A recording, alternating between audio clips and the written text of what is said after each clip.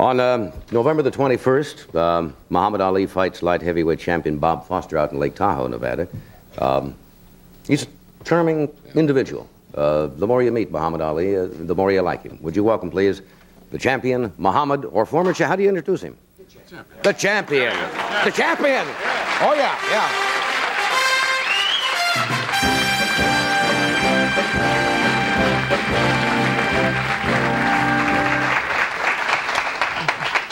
I feel it. Did I ever tell you, maybe I told you this, I used to fight, did you know that, in the Navy?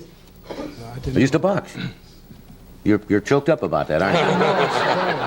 I did. I weighed 140 pounds. That would make me what? A welterweight, I think. Welterweight.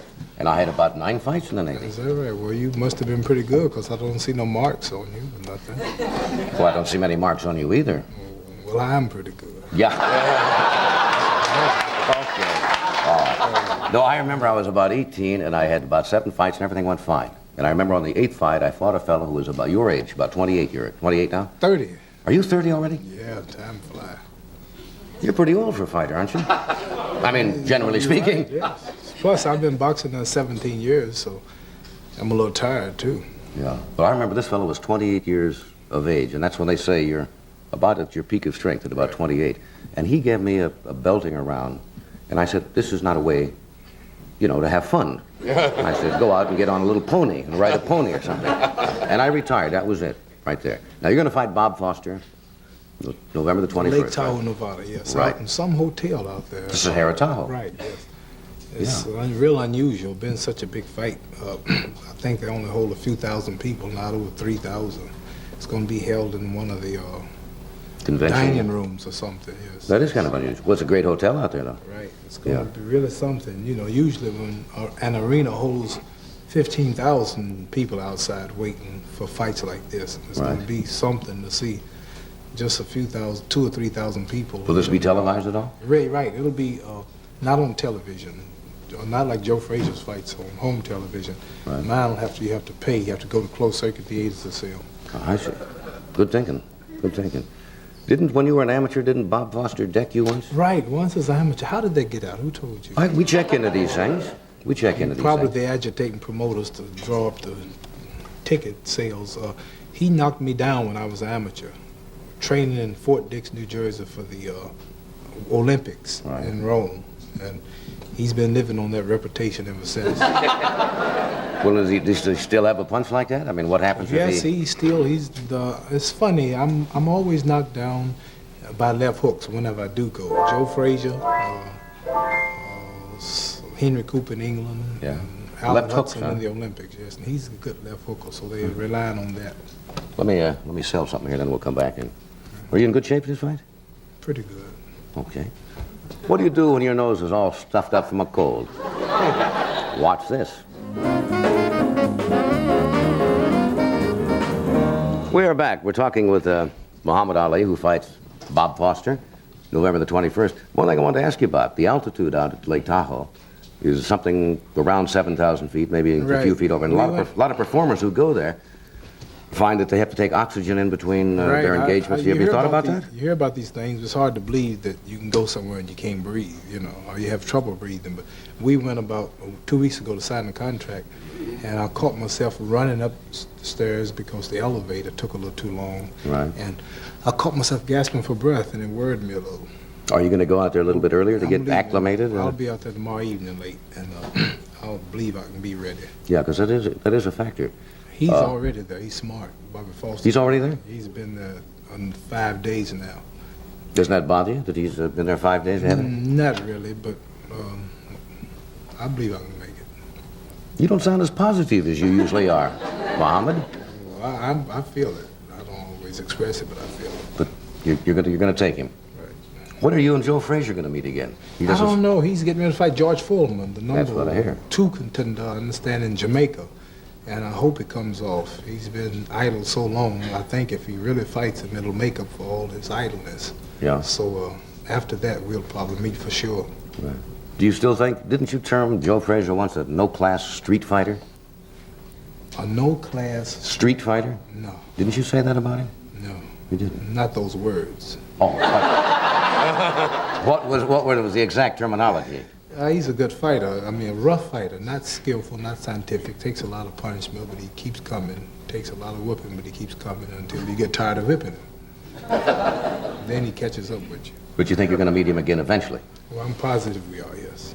Right. I wanted to ask you about this. I saw this backstage yes, is hanging there.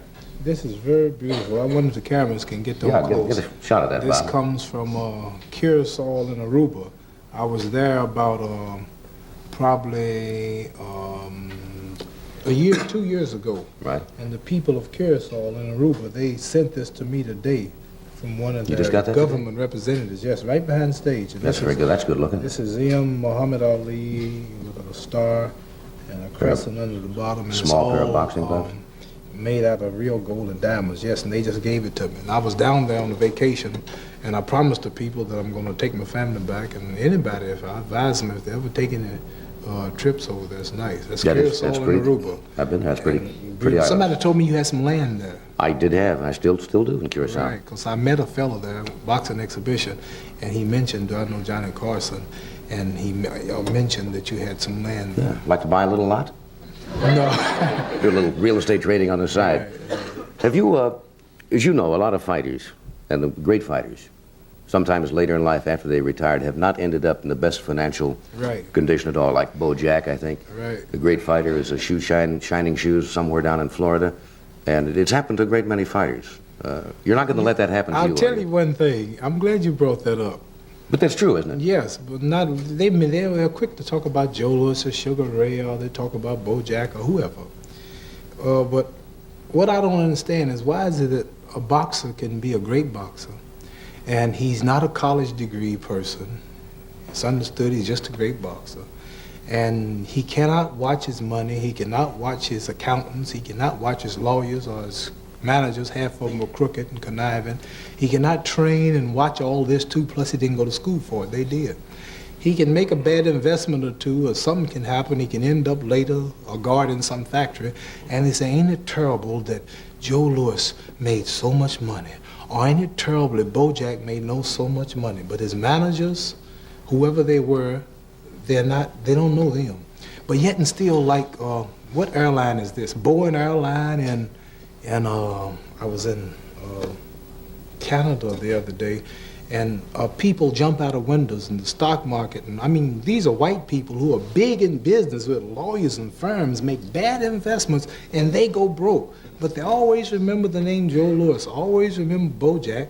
But all of these wise, even America understand is broke. The Catholic schools and all kind of people need money, and they're broke. But how did they get broke? Well, I think the reason people remember people like Joe Louis and Bo Jack is because they were in the public eye. They were celebrities. Yes, but a big airline or a big church or a big country are more in the public than a little boxer. So, but what you're saying is right. And I found out because they have many people, not only boxers but entertainers and jazz musicians, and white, black, all people. Many of them end up, not doing right because they don't realize that they're going to once get old and they live too big and they buy things they really don't need, and they don't keep check and double check and record on everybody. And you do that? Oh, I have accountants and everybody checking everybody. Good for you. That's all I meant. That's all I meant. Get an accountant to check the I'm not accountant. predicting how I'm going to end up, but it won't be because I wasn't watching. And I'm lucky because Herbert Muhammad, my manager, is the best in the history of all boxing. I mean, like, we have no trouble. It's just the people around us that we have to watch, who don't mean no harm, I'm sure. Right. But they might make a mistake one day and overlook something. All right. Well, let's say now, you're 30. I didn't realize you were 30 already. I was talking about age. I remember I used to watch your show, but your hair is getting great. I used to watch you. No kidding. When you come on the show now, it looked like you didn't dye that, did you? No. This is real. This is it. I remember when you had dark hair, and your face looks the same, and your features, but you look distinguished now. Yeah, well, that's it.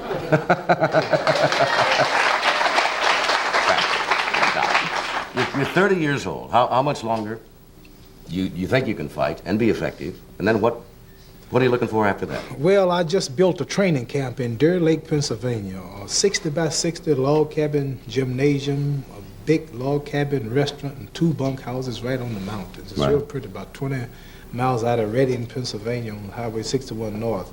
And that's going to keep me going probably maybe another year or two. I really don't know. Probably after Joe Fage, I'm finished. But I'm on my college tour. You know, That's right. You only Richard do that. Fulton, my great college agent, he keeps me booked in colleges. And I don't know, between my manager and Richard Fulton, I don't know who keeps me the busiest because I have like 37 college engagements waiting for me now if I want them, and it's impossible to take them and do the foreign exhibition tours that we have throughout Okinawa, Japan, Pakistan, and Australia. And That's great. I know you like that too, don't you? well, I college like stuff. the idea of meeting the people in new countries and going places. Although we're not fighting them, we get a chance to see them. But what I plan to do, answering your question after I'm through boxing, is just do all I can with our people, the black people. We have problems that only we can solve. No male can solve them, no politician, no president, no governor. Problems that we have to solve among ourselves and talking to and teaching our own people, unity and discipline and respect of self before others respect us. And I have a lots to do among the 30 million people that we have here in America, representing our religious leader and teacher, the Honorable Elijah Muhammad, who's doing a great job. And I heard the mayor talking about how much crime we have across the country.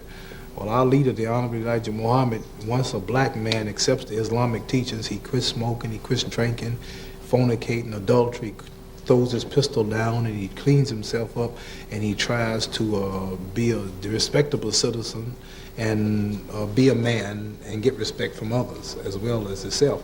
So this is a great job that he's doing, our leader, and that I would like to help him to do as soon as I'm through boxing. Because as you know, in this country, a black athlete or entertainer has a lot of influence. Some of them promote whiskey, some of them make movies, nude scenes with women, and some of them take their fame to promote maybe some type of whiskey or some rock and roll record. But I'd like to do all I can to uplift the people morally and spiritually, and as far as loving self and sticking together and helping self before expecting others to help them and respect them when they don't respect themselves. So this is what I want to do. Well, having known you as long as I do, I don't know anybody else who's better qualified to do that than you. And I know you mean it. Thank you. Okay, we'll take a brief pause and we'll be right back.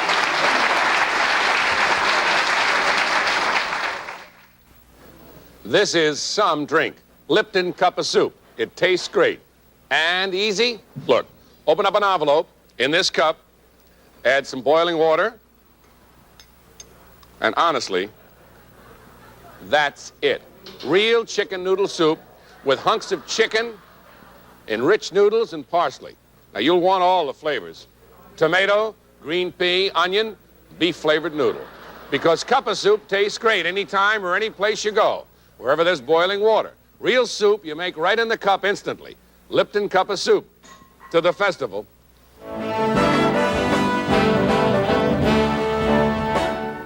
Look, I know you have to run, but I want to ask you, do you want to make a prediction? You haven't done any predicting for a while. Yes, I first became popular when I first started boxing 10 years ago as a professional, 12 years ago, at calling exact rounds. And out of about 35 fights, I predicted 17 fights, and 13 I predicted the exact round. All right. I haven't done it for a while. Okay, go ahead. So I have a feeling. All right.